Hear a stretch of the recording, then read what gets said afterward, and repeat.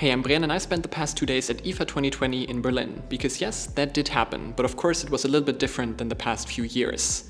You had to keep your distance to everyone, and of course wearing masks was mandatory as well. In all of the press conference rooms, all of the chairs were 1.5 meters apart, and of course there was in general less going on than the past few years. There were only 2 halls for press conferences, though there was a lot of space for everyone to keep their distance, and only 1 hall with actual exhibition space, and the other one was for catering. And you could also see that there wasn't as much going on because literally all of the space was almost empty. The press conference rooms were okay, but all of the rooms for media and catering were basically devoid of any people. And that was actually quite an eerie feel, being in these huge rooms without anyone there, even though they were prepared for so many more people. But despite all of this, some companies still went there and actually launched new products.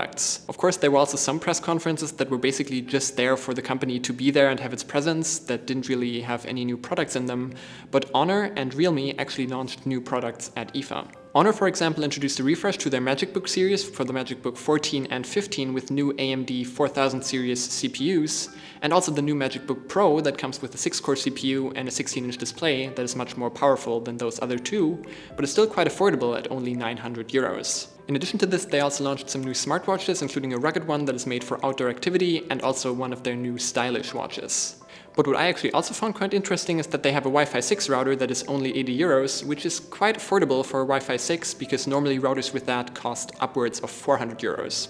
Huawei and Honor also apparently want to build a huge new retail presence in Europe and around the world, similarly to what Apple does. Let's see how that works out for them. TCL also had their rollable smartphone concept on stage, which was quite interesting to see, and Realme showed off their new Realme 7 and X7 series. They come in with MediaTek's new Helio and Dimensity SoCs, they have super big batteries and also come with 40 or even 65 watt fast charging and high refresh rate screens. And for their prices of only about 200 to 300 euros, that seems to be quite a good deal. Huawei and Honor also had a hands-on area, so I could show you these products in detail. Realme unfortunately didn't. And in general, the exhibition space was quite poor as well, because apart from that big Honor and Huawei booth, there was only one from Fitbit, though they did show off their new Fitbit Sense, which was quite cool.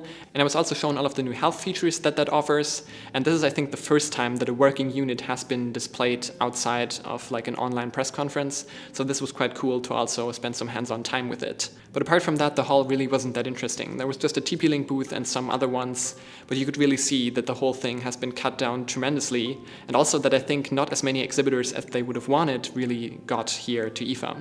But still, it was nice to meet some other people from media and from the industry here in Berlin.